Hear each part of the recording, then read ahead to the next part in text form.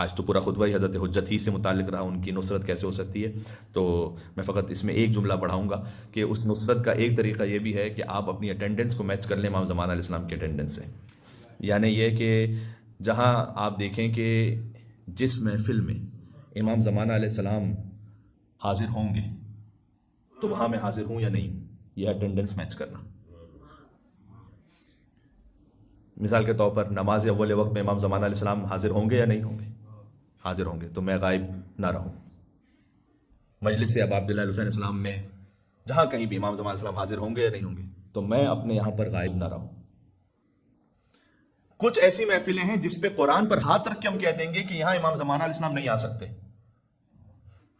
کچھ نہ کچھ ایسی محفلیں ہوں گی آپ کے قرب و جوار میں بھی ہوں گی کہ جہاں قرآن پر ہاتھ رکھ کے کہہ سکیں گے کہ یہاں تو امام زمانہ علیہ السلام آ ہی نہیں سکتے. تو پھر آپ کیوں بیٹھے ہوئے وہاں پر؟ یہ اٹینڈنس میچ نہیں ہو رہی امام زمانہ علیہ السلام. تعلق بنانے کے لیے بیٹھے ہوئے ہیں، کسی کو برا نہ لگے اس لیے بیٹھے ہوئے ہیں، سامنے گناہ ہو رہا ہے پھر بھی بیٹھے ہوئے ہیں. اس کا مطلب یہ ہے کہ امام زمانہ علیہ السلام سے حاضری آپ کی میچ نہیں کر رہی. سمپل سا کام کیجیے.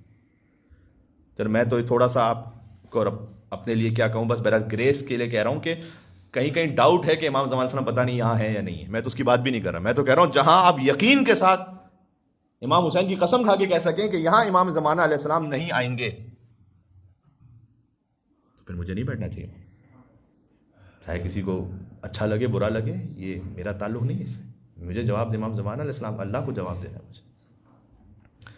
یہ بھی نصرت کا ایک طریقہ ہے. اچھا جب میں وہاں نہ بیٹھوں تو ایسی محفل کیوں منعقد کروں کہ جہاں امام زمانہ نہ آ سکے؟ یہ ایک اور سوال آ گیا کہ میں ایسی محفل ہی کیوں منعقد کروں کہ جہاں دوسروں کو بلا رہا ہوں لیکن امام کو نہیں بلا سکتا.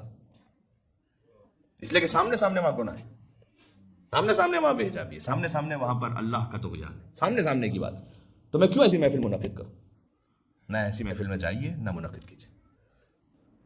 اللہ سبحانہ و تعالیٰ مجھے آپ سب کو توفیق عنایت فرمائے انشاءاللہ.